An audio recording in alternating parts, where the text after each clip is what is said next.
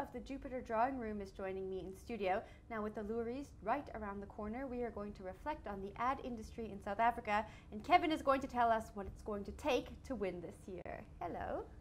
Good morning. Good to see you again. Yes, really exciting. Loeries has come around a little bit earlier this year, being a month earlier than it was last year. I can't believe it's happening again already. It seems like the last Loeries took place just yesterday. Yes, and in Durban this time. Yes. That will be an interesting change from I think it Cape certainly Town. will be. It's always exciting when it goes to a new place. We've done Sun City, Margate, Cape Town, and now Durban. Well, we spoke last year, and I remember you saying you were a little unimpressed with some of the entries going into the Loeries. Tell me about what's happened in the ad industry over the past year and what we can expect to see. Well, I think we're a reflection of the economic times that the country's going through at the moment. And we have got pockets of great work, but there are areas where I think the industry is like slipping behind what we have done traditionally.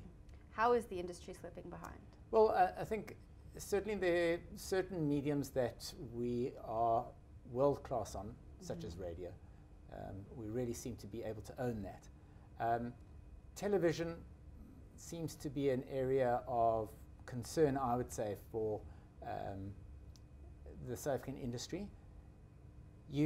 Often people say you need a big budget so that you can actually produce the fantastic work, but the truth is we're not getting as great ideas as what we are finding other developing countries. So even some of the smaller countries in the Far East, even New Zealand or Central America seem to have come up with better ideas over the last year than ourselves. So a bit disappointing on the television front, but there are pockets of good work and ideas that are coming through.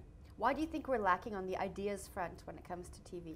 I think often when people are under economic pressure, maybe they're not given the latitude of being able to do the work that is required to actually progress into really exploring new, innovative, creative ideas.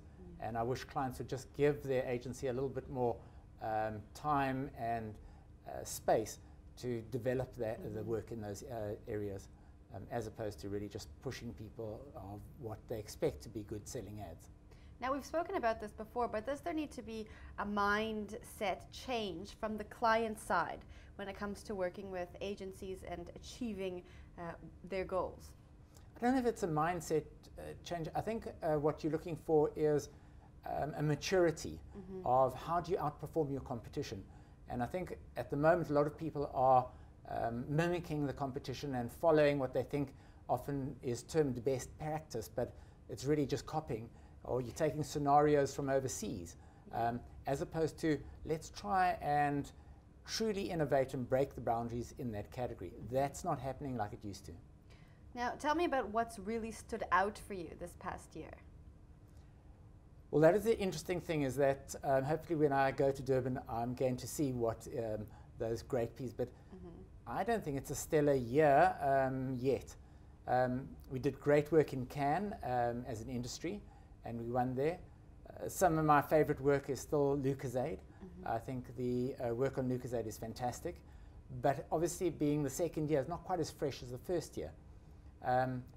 But my recommendation to the client is that they shouldn't change anything there, because they're onto, I think, a great formula. It's very entertaining. You spend the time listening to the radio. So the commercial message gets through. Very good work being done on that. And there are a couple of other good pockets. There's a Golf R outdoor campaign. I think it captures your imagination. It tells you what the vehicle can do. Great piece of work. But then there are pieces of work that I find immediately you sort of like entertained, a little bit like a cartoon.